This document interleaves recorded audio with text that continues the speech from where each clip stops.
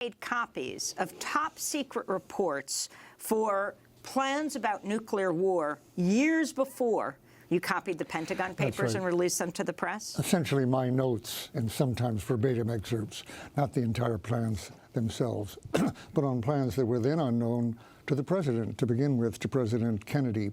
I briefed his aide, McGeorge Bundy, in his first month in office on the nature of the plans and some of the other problems, like the delegation of authority to theater commanders for nuclear war by President Eisenhower, which was fairly shocking to McGeorge Bundy, even though Kennedy chose to renew that delegation, as other presidents have.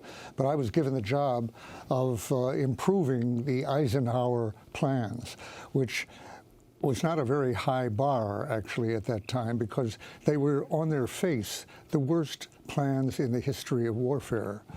A number of people who saw them, but very few civilians ever got a look at them. In fact, the Joint Chiefs couldn't really get the targets out of General LeMay at the Strategic Air Command. And there was a good reason for that. They were insane.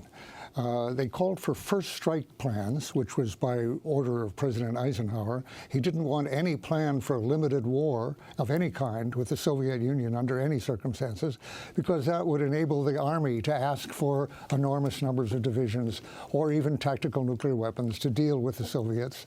So he required that the only plan for fighting Soviets under any circumstances, such as an encounter in the Berlin corridor, the access to West Berlin, or over Iran, which was already a flashpoint at that point, or Yugoslavia, if they'd gone in. However the war started, with an uprising in East Germany, for example, however it got started, Eisenhower's directed plan was for all-out war in a first initiation of nuclear war, assuming the Soviets had not used nuclear weapons.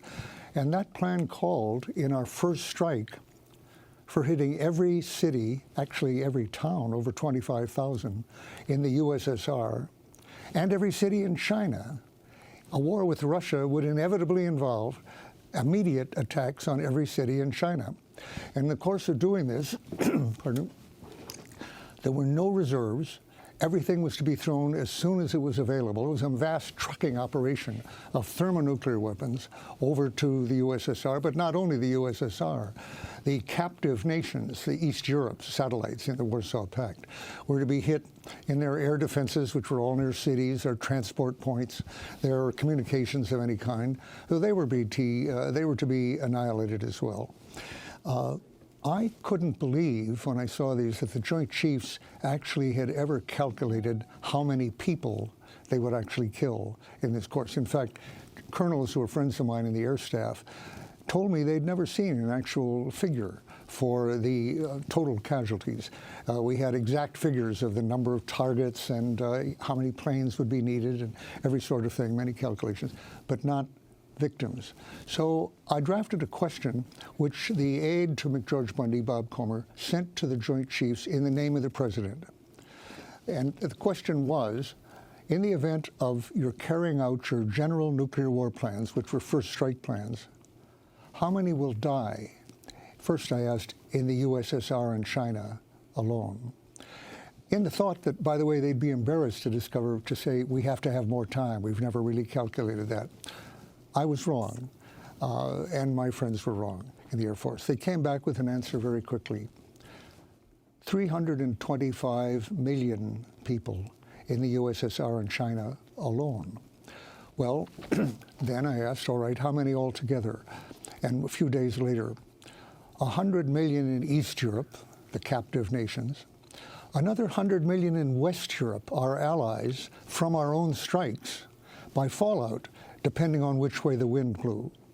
And however the wind blew, a third 100 million in adjoining countries, neutral countries like Austria and Finland, or Afghanistan then, Japan, northern India, and so forth. A total of 600 million people. That was a time, by the way, when the population of the world was 3 billion. And that was an underestimate of their casualties, 100 holocausts. It was very clear that they hadn't included, I hadn't asked actually, what would Russian retaliation be against us and against West Europe. They were thought at that time, wrongly, to have hundreds of weapons against the US, but they did have hundreds of weapons against West Europe. No question, West Europe would go under any circumstances. If we were defending West Europe, Germany, for example, we were planning to destroy the continent in order to save it. 600 million, that was 100 Holocausts. And when I held the piece of paper in my hand that had that figure, that they'd sent out unembarrassedly, proudly to the president, here's what we will do, I thought, this is the most evil plan that has ever existed. It's insane. The weapons, the machinery that will carry this out, this is no hypothetical plan like Herman Kahn might have conceived at the Doomsday machine that he thought up at the Rand Corporation as my colleague. This was an actual war plan for how we would use the existing weapons, many of which I'd seen already that time.